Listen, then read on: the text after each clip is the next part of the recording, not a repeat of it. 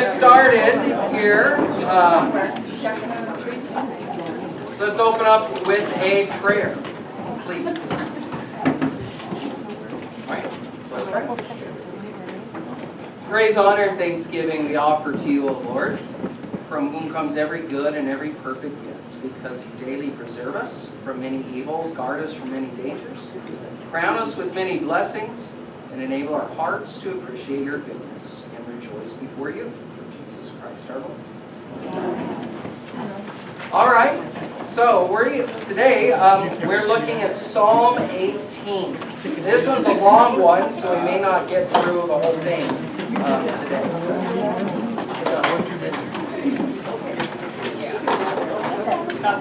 So there's a new handout over there.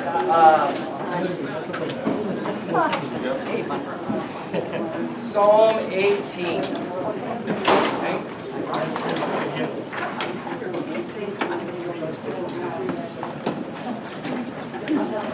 This psalm, we're a week, it's kind of funny because we're a week off of what I would have liked to do. Because last Sunday, Psalm 18 was in the church service. And last Sunday, we looked at Psalm 16. And that was in the church service the week before that. So, oh well. Yeah.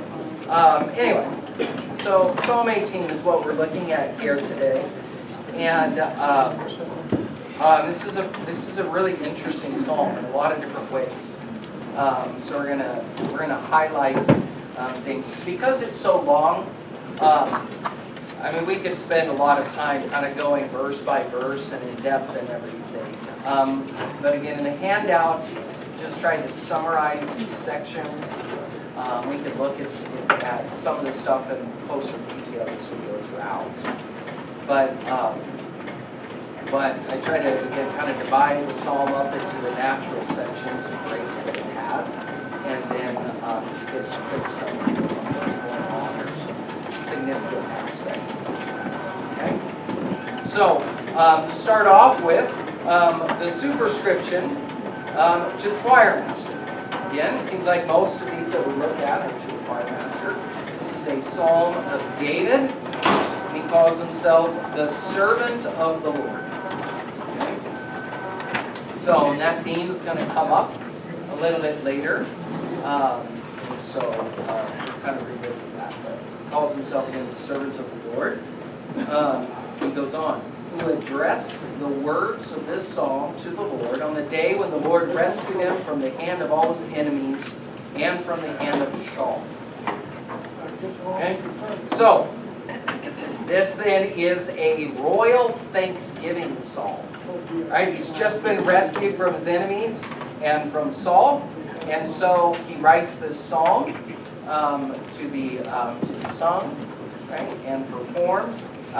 So we're going to see throughout then, there's these themes of gratitude and praise in response to God's rescue, but also some aspects that then are addressed. How does God deal with his enemies? Okay? Theme we're going to see as we go throughout here too is the enemy of God's people are the enemies of God himself, and vice versa. So we're going to kind of see that as we go throughout this. So, as such, because it's kind of dealing with that, this is also a psalm for combatants. So, I had a friend of mine who I went through seminary with, who he served in Alaska for most of his time there, and about 6 months ago, made the transition to be a military chaplain. So he's working in the Army. That's what he's doing. And it was about 2 weeks ago. He said he did a whole study, his kind of sermon for the troops it's all on Psalm 18 as well.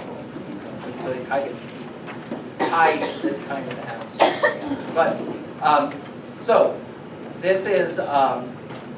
As we go throughout this, then we kind of read this in that context too.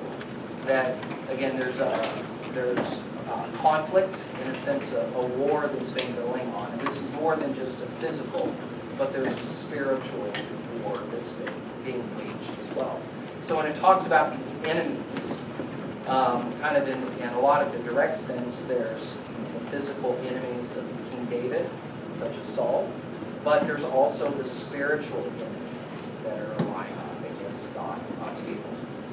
So as we read this, we recognize the same thing, right? That there are spiritual enemies aligned against God and against His people, and sometimes physical enemies as well. Right? So for those of you that were in the opening, we were talking about that hymn, Lord, keep us steadfast in your word, right? And how that first line's been changed from the original, right? Where Luther pleads for God to protect us against the deceitful pope and the murderous church. Right? So this is what David is doing as well. Okay?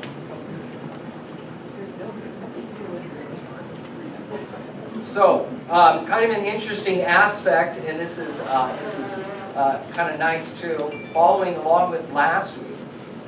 Remember last week in the psalm we looked at, you have almost this exact same psalm show up in a different place. Right? So it's Psalm 16 and Psalm 53. The Psalm 18 also shows up in a different place, almost exactly. But this time it's in 2 Samuel chapter 22. Okay? So if you have your Bibles, before we jump into the Psalm, if you have your Bible, turn back to 2 Samuel 22.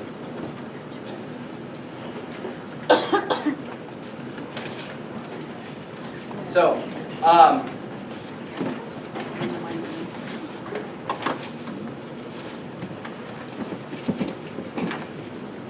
actually, I want to back up. We're not going to read a lot of this, but I want to back up to 2 Samuel chapter 18. Okay, so we're going to kind of take a big, kind of broader context of this. So in 2 Samuel 18, you have kind of a war going on here. Absalom. Who's Absalom? David's son, right? Who's rebelling against him. And they raise up different armies, fighting against each other. 2 Samuel 18, Absalom is killed. Is Absalom the one that defended the sister? No. That was a different one. What? He's the one that raised He's his the, son. okay, he's the bad one. Yeah, he's the bad one. So, Absalom dies, and as Absalom dies, okay, there is, David hears of his death, and the people that are announcing this to David think he's going to be pleased. David isn't, because he's like, my son's dead, even though my son did some really bad stuff. He's still my kid. Okay? Now he's dead. And he goes into this, kind of spirals down into this deep grief over this. It doesn't last long because you have a man here, Joab, who now rebukes him and says, stop it. Your time of grief and mourning needs to come to an end, right? And you need to get back to doing what you're supposed to do. So David now goes back to Jerusalem. This is chapter 19. He goes back into Jerusalem, and when he gets there, he pardons his enemies. So he shows them forgiveness and mercy. And sometimes when he does that, it comes back and it bites him in the rear end. So he does this. There's a little bit of kind of conflict over whether he should or not do this kind of thing. But that's what he does.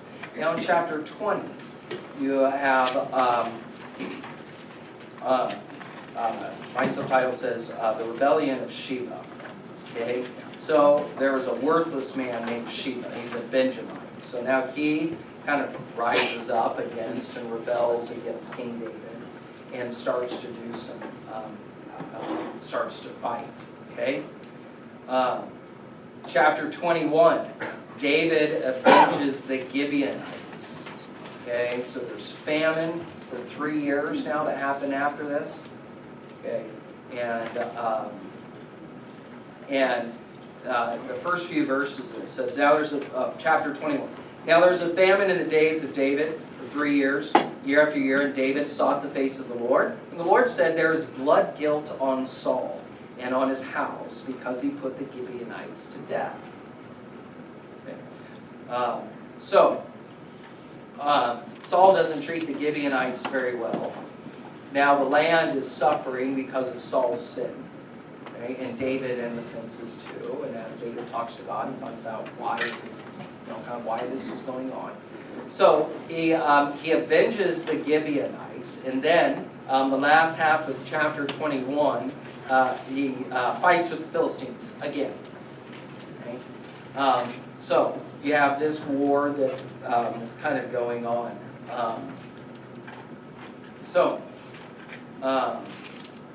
Then we get to chapter 22. Okay, and this is where the psalm shows up. So, chapter 22, verse 1 just says this. And David spoke to the Lord the words of this song on the day when the Lord delivered him from the hand of his enemies and from the hand of Saul. So, that's this superscription we just had in the psalm. Right? And then you have the psalm for the rest of chapter 22. Okay? After this, in 2 Samuel 23, we hear the last words of David. Okay? So, part of the reason then why this is important or significant, we're looking at this psalm too. So, one, it shows up in different places. David is writing this near the end of his life. Right? These are the second to last words, in a sense, that we have recorded from David. Okay. So, 2 Samuel 22 is that psalm. 2 Samuel chapter 23 are the last words of David that we hear there. So, at some point, God's people then took this psalm that David said, this is going to fit really well into this collection of psalms that we're putting together, this book of Psalms. Okay. Now, we're not going to get too much into this, but there are minor differences that show up. Most of the time, it's just in word usage, like in synonyms being used. Okay, so there's no real content difference or meaning difference. It's just kind of semantics is what we have here. So we're not going to look really at 2 Samuel. We're going to primarily look at the Psalm stuff. Okay, so there's a little bit of background of what's going on. So kind of keep in mind as we go throughout this again, this is near the end of David's life. Okay, and he's had a fairly violent life. Okay? Lots of fighting, lots of war. Found himself in lots of bad places. And the Lord has delivered him out of all of this. So that's the, I guess, the broader context in which David is writing this song. So let's look at these at the psalm itself. So the first 3 verses is what we're looking at. So again, Psalm 18, verses 1 through 3. All right, it says this: I love you, O Lord, my strength. The Lord is my rock and my fortress and my deliverer, my God, my rock, in whom I take refuge, my shield and the horn of my salvation, my stronghold.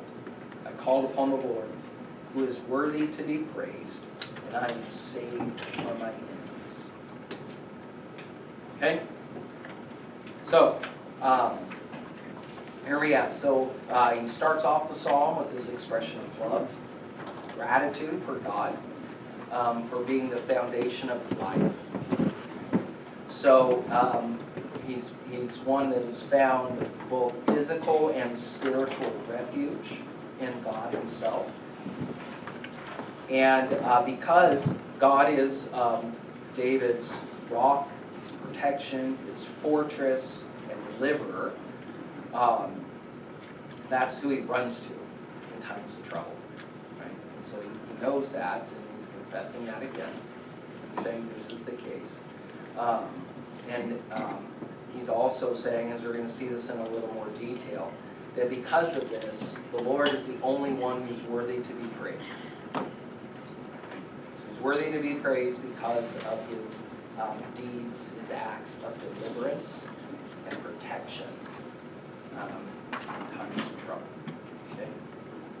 So, as I kind of said before, the end of verse 3, right? I'm saved from my enemies. This is more than the human enemies, right? And especially in our usage of this, right? That's where we find a lot of meaning in the application here. Is the real enemies aren't just the human, but also the spiritual. So there can be real human enemies too, of course. But it's very applicable because we're always engaged in this kind of spiritual conflict where we have these spiritual enemies. And so this can also be prayed in light of that spiritual struggle that we go through, but also in regards to the demons, right, who attack God's people. And that God himself is the one who wages combat against those and who has won victory for us. So we run to him for refuge and to receive the victory that he has won for us. Does that make sense? Okay. So Revelation 20 kind of talks about this too. It uses some similar language in that about God rescuing his people from demons. Okay. Anything else about these first 3 verses? Questions? All right, let's keep going. So the next 2. The cords of death encompass me. The torrents of destruction assail me. The cords of Sheol entangle me. The snares of death confront me. Okay, so these 2 verses basically are just repeating each other. Right? So this is a form of parallelism where just restating basically the same things. And using synonyms, the cords of death and the cords of Sheol, right? Encompass and entangle me, and then destruction and death. They attack, assail, in this kind of way. Okay, so death is kind of what David is staring at, right? The threat of death, and death is the consequence of his enemy's actions. That's what his enemies are trying to do. They're trying to kill him. And he's facing now the reality, or is expressing this reality, that I'm surrounded by it all the time, and I feel trapped. Right? I feel trapped by death. And in this the kind of language that he uses as well, this is the kind of feeling where there's no escape. Okay? I'm completely surrounded. So you can imagine, right? The cords of death, the cords of Sheol. He's tied up. Can't get out. Everywhere he turns, he's completely surrounded by this, and everywhere he looks, he sees death staring at him right in the face. Yes, sir. Why did he have these enemies? Who were they? Well, so you have the spiritual side, right? But the physical, that's why we went through 2 Samuel. So he's been fighting his whole life. So we have Saul that he's talking about. So He's not talking about in this psalm one specific instance, but kind of a lifelong experience of constantly fighting against enemies. So we had the Philistines, right? You had Absalom, his own son, who was doing this. You have, again, you have Saul, and you even have the effects of Saul after Saul's dead. Right? The conflict that arises So that's part of David's result of David's own sinfulness, right? That he ends up living his whole life by the sword. And so he's kind of looking back. So again, this is near the end of his life. He's looking back at his whole life, going, man, I spent my whole life fighting against all of these different kinds of enemies, from within and from without. Not to mention all the spirituals, spiritual enemies aligned against us. And he's praising God for, he's like, it's only by the grace of God that I'm as old as I am. I should have been dead, 50 years ago. And the major wake up with this expression of Shiva and that is also there. Right. They're also fighting now over his kingdom while he lays his death. Right. Yep. So, and it's David, the whole life of David, that's an interesting study and interesting history anyway, right? So here's a man after God's own heart that was incredibly human, right? Very sinful. Very repentant over his sin, but also having to face the consequences of that sin, even after it's forgiven. Right? He faces the earthly consequences of that. And other people suffer because of his bad choices. And it never leaves him all the way. Even on his deathbed, right? Where now there's conflict coming over who's going to be king next.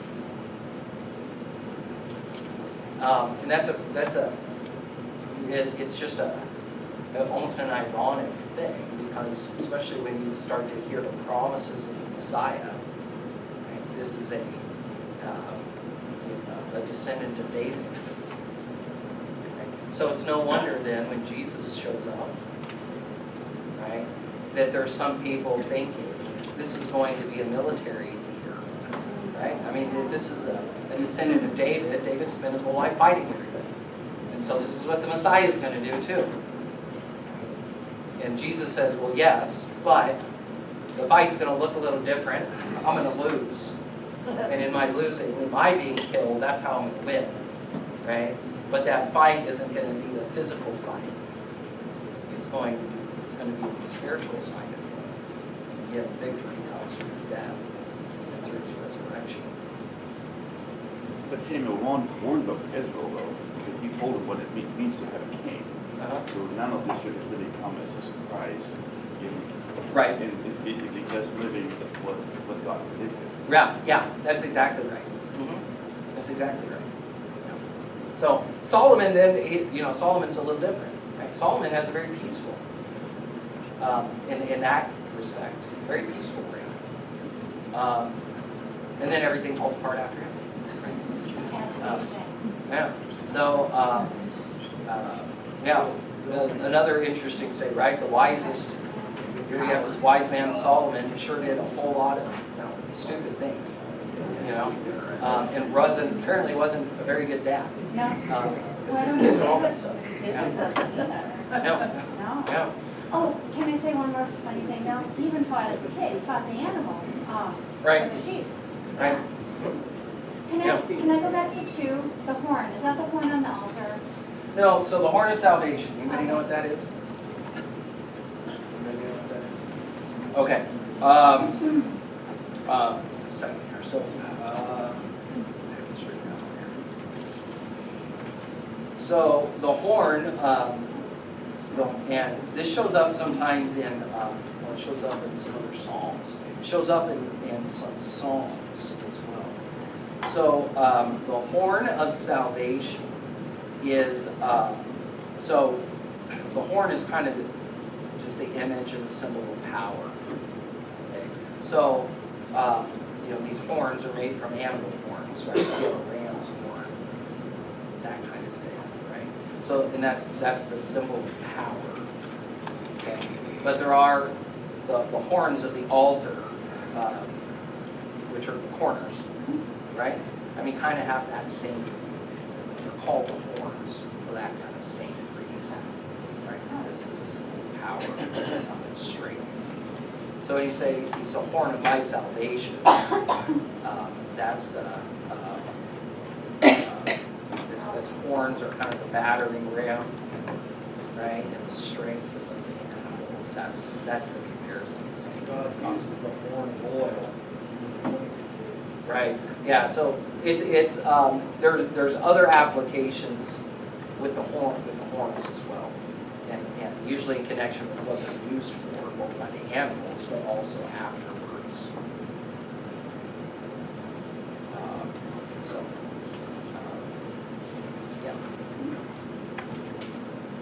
Okay.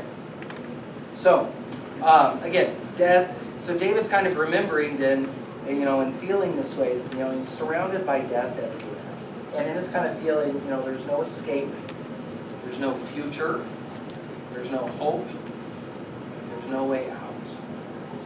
And I mean, people still feel this kind of way today, both with their own impending death, but also I've had conversations where I would say this describes elderly people when they're faced with their own mortality, but they also look around and they say, everybody I ever knew has died. Right? My family's all gone. My friends are all gone. I'm about to be gone. God, why am I still here? There's no point. There's no purpose. I'm lonely. I feel isolated. And I feel like there's no future. There's no hope. And I'm just stuck in this nursing home bed all day long every day. This very much describes a person in that kind of situation. And the kind of depression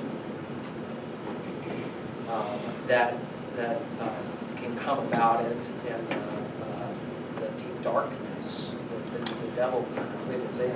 This is the kind of thing too. I think a lot of times people that who commit suicide, that they're experiencing this kind of thing, right? They're surrounded by it. There's no way out. And all I want to do is end the pain, end the suffering. Just be done. Yeah, so that's the kind of thing, the depth of this that David is describing. So let's go on. Verse 6. In my distress I called upon the Lord. To my God I cried for help. From his temple he heard my voice, and my cry to him reached his ears. So, here you have David experiencing all of this. And what does he do? Well, he cries out to God. And God hears. God hears him. And some of the language here is pretty interesting. So he cries to God for help. From his temple, right, he hears my voice. So he's saying, even though God kind of seems separated and seems far away from me, he still hears. He still hears. And that's also a danger and a trick the devil tries to play when people are caught in this kind of deep and dark place, right? Is that God doesn't hear, he doesn't notice, he doesn't care. And David is calling us back out of that to say, no, he does. Right? He does hear. And the following verses say, right, not only does he hear, but he actually does something. So he acts on what he hears. He acts what he hears. So let's keep going. The next several verses 7 through 12. Then the earth reeled and rocked. The foundations also of the mountains trembled and quaked because he was angry. Who's he? God. Smoke went up from his nostrils, firing fire from his mouth, glowing coals flamed forth from him. He bowed the heavens and came down. Thick darkness was under his feet. He rode on a cherub and flew. He came swiftly on the wings of the wind. He made darkness his covering, his canopy around him, thick clouds and dark water. Out of the brightness before him, hailstones and coals of fire broke through his clouds. Okay. What kind of imagery is this? Volcano. Yeah, okay, volcano, yeah. Thunder, fire. Okay, thunderstorm, right? This is pretty strong, right? Pretty strong visual. So this, what David's describing as well, this isn't the lovey-dovey, your best friend Jesus who's coming down. This is the Lord of the hosts, right? This is God, the God Almighty, yeah, coming to fight for his people. Right. And coming with his wrath. Yeah. Yeah. Against the enemies of his people, who are also his enemies. Jealousy. And this is not a nice, pretty picture. Jealous father. Right. Okay, there you go. A jealous father, right, coming to protect his children.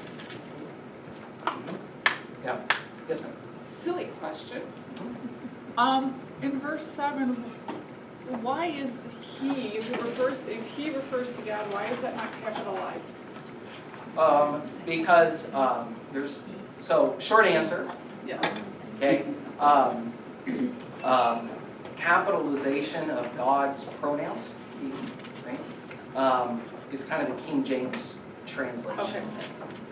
Okay.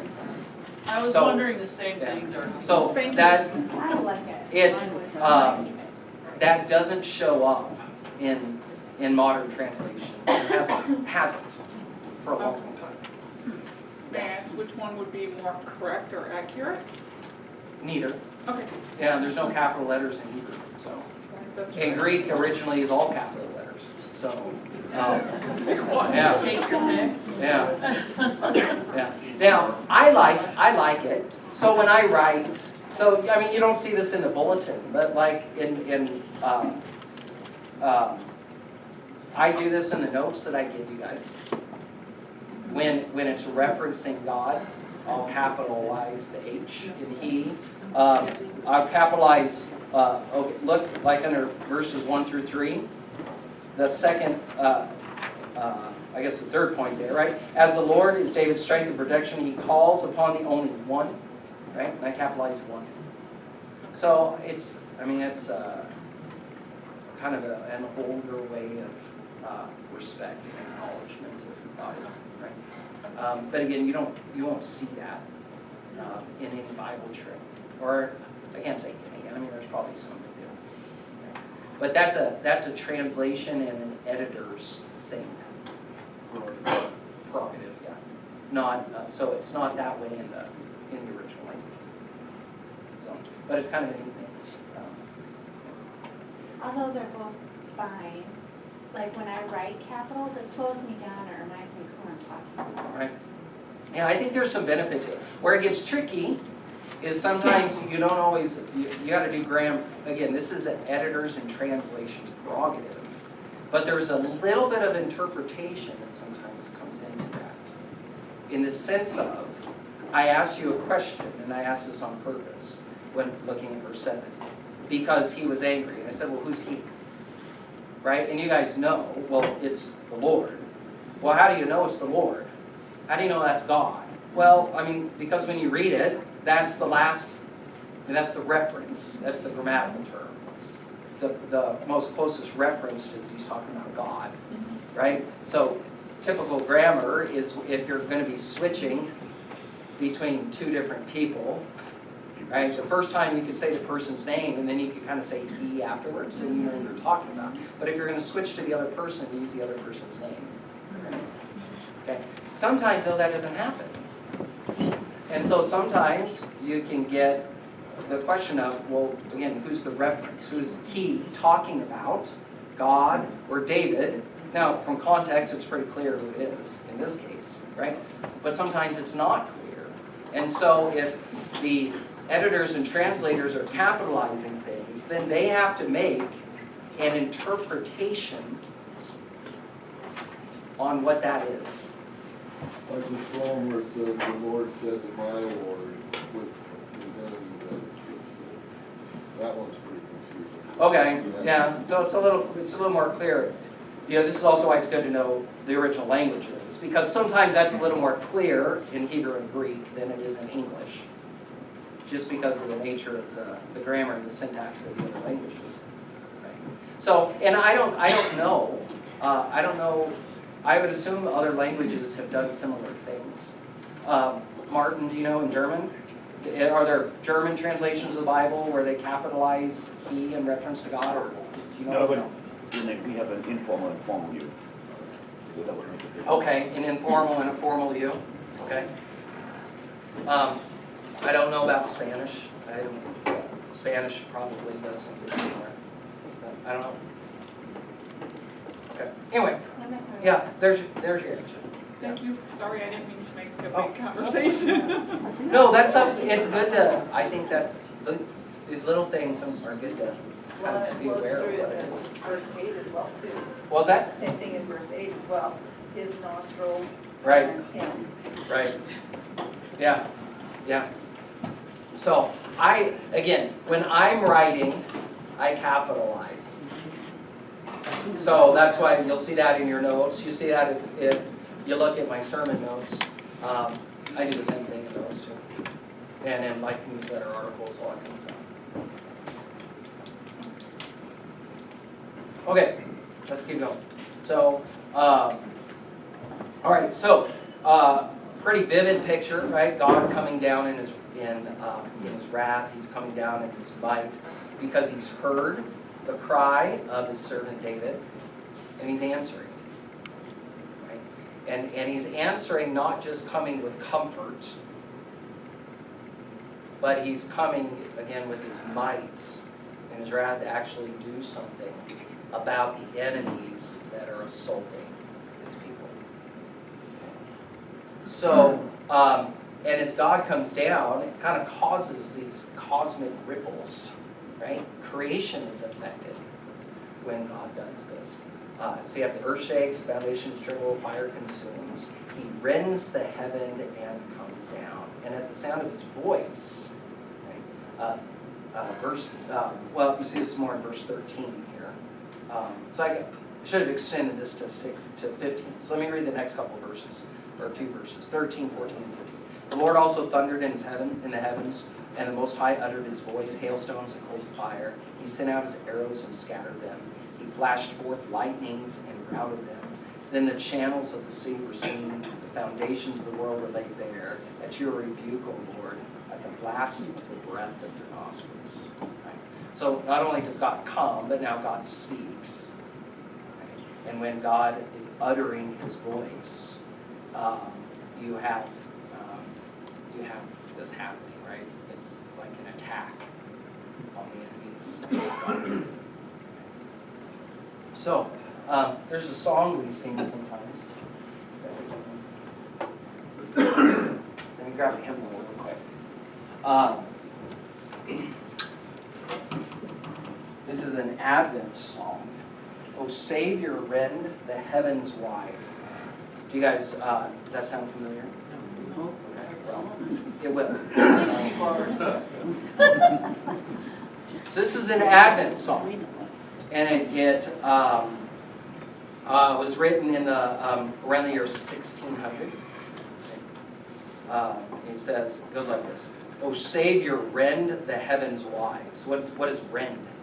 Tear, right? And this isn't like I'm going to take an X-Acto knife or a pair of scissors and make a nice clean. This is like I'm going to rip it open, right? So, O Savior, rend the heavens wide, come down with mighty stride. Unlock the gates, the doors break down, unbar the way to heaven's crown. So, and the music is is also very, like a very strong tune. Okay, so it talks about different, or kind of goes through some different things and talks about this. But a couple other verses here. So verse 2, O Father, light from heaven send, as morning dew, O sun descend, drop down, you clouds, the life of spring to Jacob's line, rain down the King. Verse 6, sin's dreadful doom upon us lies, grim death looms fierce before our eyes. O come, lead us with mighty hand from exile to our promised land. So this is some pretty strong language, in particular when it comes to Advent. Okay, so Advent, we're getting ready for Christmas time, right? And how does God rend the heavens and come down in mighty stride? Well, he comes like a baby. Which again is like backwards, right, from the way that the world would imagine that taking place. But it makes you think of the tearing of the curtain. It does too, right? So with that, yeah, so it does. And that's the same kind of where the temple curtain is torn. I mean, that's what God's doing. He's rending open. I mean, that's what the first verse kind of talks about, right? Unlock the gates, the doors break down and bar the way to heaven's crown. It's kind of this, what God is doing with the temple curtain being rent, is saying now that there's access. Or the day of the market. Yeah. Goes that way. Right? Yeah. So, do you guys know the tune to this? Okay, I'll try to sing it. I'll just do the first verse, just so you know what it sounds like. O Savior, rend the heavens wide. Come down with mighty stride. Unlock the gates, the doors break down. Unbar the way to heaven's crown. So you can almost, I mean, there's kind of a martial beat to it, right?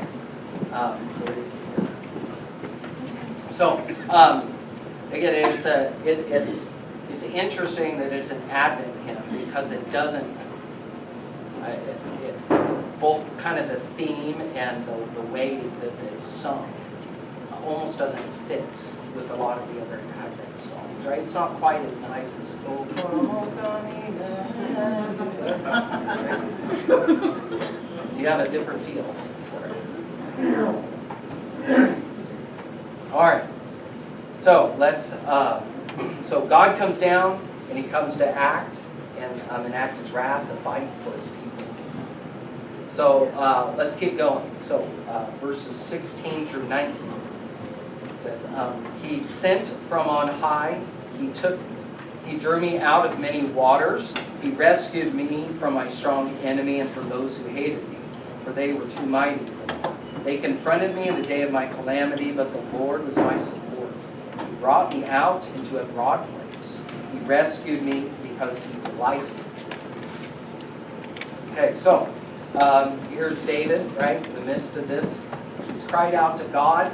God answers. He comes down, right, to deal with his enemies, and He takes David up, right? So David feels like he's trapped, surrounded by death, right, with no way out. God comes and He lifts him up. So this is why you have the image of, right, bringing me out to a broad place, so I don't feel trapped, right? Like the walls of death are kind of creeping in everywhere I go. But now I'm in a wide open space. Right? So there you have imagery too. Drew me out of many waters. Right? He feels like he's drowning. Right? And he's being plucked up out of that. He's saved out of those waters. Okay? So one of the important things, so again, you have like these different images kind of David trying to describe the feeling and the experiences and how this feels when God rescues and happens. The last line is important. He rescued me because He delighted in me. So why does God rescue His people? They're His people. Because they're His people, yeah, and He loves them. Yeah, right? So David acknowledged before, earlier that his enemies are too strong. He's helpless. He can't do this himself. And so God comes down and He does this because David belongs to Him. Right? Just like we belong to Him. So, that's one of the things too, when we find ourselves down in this kind of deep pit, one of the things that's easy to think of is, right, God doesn't hear, God doesn't care, and I'm not good enough. Right? I can't do this by myself, but I don't deserve it either. I don't deserve to get brought out.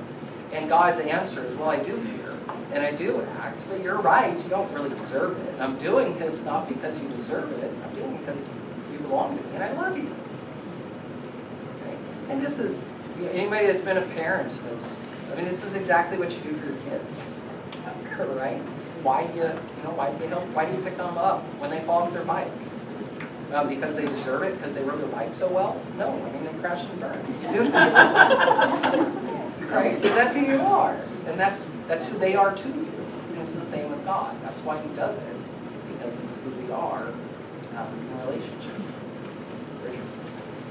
Yeah, it's easy for us to get turned in, bent in on ourselves, be thinking just about ourselves. But our focus should be on the promises that God has given us in Christ. As long as we look to Christ and his promises for us, then that should bring us a joy in this life. Right. Every day is a gift. We should just celebrate our life we have in Christ. Right. And that's part of where he goes. Right? By the end of the psalm, that's the kind of attitude that he's communicating that very day. I think it's kind of sad because when you look at atheists and stuff, David evidently, he has a world view and God is at the center of that world view. And Christians, we have that same world view. We might see a natural disaster and think, well, maybe that is a judgment, coming from God. The world would see it and they would say it's just a natural phenomenon, And so how you look at things, be a creator makes a big difference in a person's outlook and a person's hope in life. Right. Right. Because, again, going back to when he's talking about the cords of death, right? Even though death does surround us, we still have a future, right? So we know that death is not the end, and because death is a defeated enemy, that changes the way that we handle and the way we experience all of these things, and we can recognize there is no way out right now, and there may be no way out in this life, but I know what comes afterwards too. And that should, in theory, right, change the way that we that experience and react to these different things. I mean, David believed in God's authority, so that's why he faced Goliath with his slingshot. Right. Because it wasn't fake. Whereas Saul, for example, he believed in the authority of kingship. Because when he was elected, he was hiding behind the baggage. Right? It was never about faith. It was about the role of being king. Yeah. I mean, that's what the differences are. Right. Yeah. That's it. Yeah. Exactly. Yeah. So one more thing then, and we'll revisit this next time. But the next verses. So it's. Listen now to this too. Okay. So he read verse 19 again. He rescued me because he delighted in me. Now verses 20 through 24. The Lord dealt with me according to my righteousness. According to the cleanness of my hands, he will rescue me. For I have kept the ways of the Lord, and have not wickedly departed from my God. For all his rules were before me. His statutes I did not put away from me. I was blameless before him, and I kept myself from my guilt. So the Lord has rewarded me according to my righteousness, according to the cleanness of my hands in his sight. Okay, so we just spend time saying, God does this not because he deserves it. And David says, well, he deals with me according to my righteousness. He rewarded me according to my righteousness. So, what's going on there? He's forgiven of his sins. Okay, he's forgiven from his sins. What? Don't be stupid, still follow the rules. Okay. Laws. Okay. Yeah. We're still doing the sacrifices at the Okay. temple and doing people for sin forgiveness.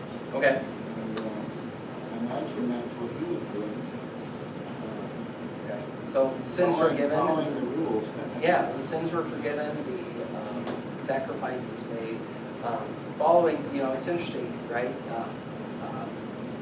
For all his rules were before me, and his statutes I did not put away from me, except when I saw Bathsheba. When I couldn't set aside for him. So, I mean, how can how can David say this? It reminds me of Job.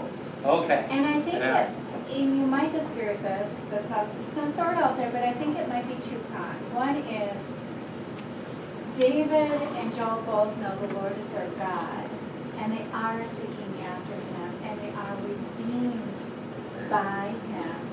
But at the same time, they haven't, even in big sin, not rejecting, like, David didn't go, I'm not gonna listen to you anymore, I'm not, you know what I mean? His heart, despite big sins, his heart wasn't hard. His response was not to turn away, but to look to God. So to me, it seems like it's a two-pronged. Yeah, no, I think that's right. Yeah, absolutely. Yeah. So, we're gonna revisit this one next time, so stuff to chew on. Throughout. So, quick note, next Sunday, I'm gonna be out of town. The elders are gonna be leading the service. So, when it comes to Bible study, what do you guys wanna do? We could try to find a video, or one of the elders could maybe do a little something, or read through something, or we could just kind of cancel Bible study for next week and pick up the week after.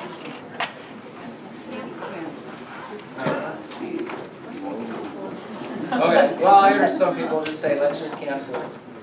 So, and I think the elders are over there going, oh. Well, and that's before the big weekend. Yeah. Yeah. Yeah. And I do know some other people are gonna be out of town, who normally would be. So, yeah, let's go ahead and cancel Bible study. If you guys still wanna come a little early and just meet for fellowship and coffee and read the Bible or pray together, by all means. You're welcome to do that, of course. But we'll just postpone this until the following Sunday. Okay, so that would be July 9th. And we'll finish up Psalm 18 then. And by that time, that gives you 2 weeks to get all this figured out in your head and mind, what David is talking about here in these verses. All right? Okay, so let's say one more prayer, and then we can head off over into church. We pray. Almighty God and everlasting Father, we give you thanks that you have rescued us as well out of our own sinfulness, out of the fear and the threat of death, and from the enemies that we experience, both externally but also our own sinful nature that rears up every single day. So grant us your grace and your mercy. Continue to rescue us as well and pull us up and out of our own sin, forgiving us and granting us the righteousness that comes through faith in Jesus Christ. In His name we pray. Hey, elders,